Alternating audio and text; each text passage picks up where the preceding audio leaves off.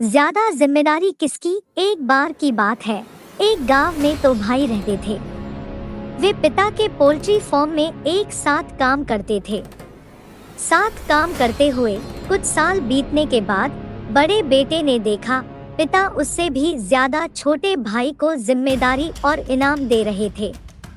बड़े बेटे को यह अच्छा नहीं लगा क्योंकि दोनों भाई एक साथ काम करते थे और बड़े होने के नाते ज्यादा जिम्मेदारी उसे मिलना चाहिए। लेकिन पिता ज्यादा जिम्मेदारी छोटे बेटे को दे रहा था। बड़े बेटे अपने पिता के पास गया और कहा, मैं बड़ा हूँ, फिर भी आप मेरे से अधिक जिम्मेदारी छोटे भाई को देते हैं। ऐसा क्यों है, मैं तुमको बताऊंगा। लेकिन पहले तुम रोहिम चाचा के फार्म में जाओ और पता करो कि उनके पास बिक्री करने के लिए मुर्गी है। हमें स्टॉक में जोड़ने की जरूरत है। वह गया और जल्द ही वापस आकर अपने पिता को कहा, हाँ पिताजी, रोहिम चाचा के पास मुर्गी है, वह हमें बेच सकते हैं। पिता ने कहा, ठीक है, अब जाओ और उनसे मुर्गी की कीमत पूछो। वह फिर पोल्ट्री फार्म में कीमत पूछने गया और लौट आया। पिता को कहा, उन्होंने कहा कि हम प्रति 100 रुपीस के हिसाब से मुर्गी खरीद सकते हैं।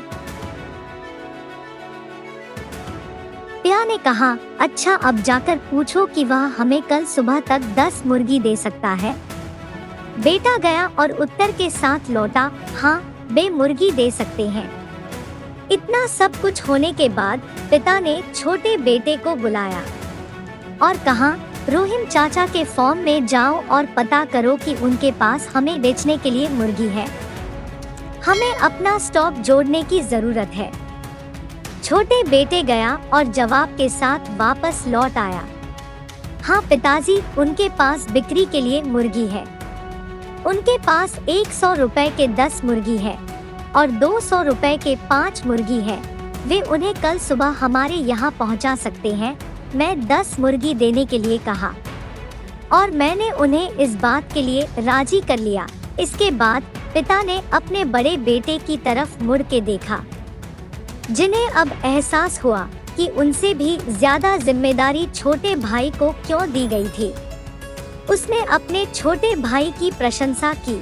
नैतिक शिक्षा, हमें उन लोगों से सीखने की पूरी कोशिश करनी चाहिए जो बेहतर जानते हैं और समझते हैं।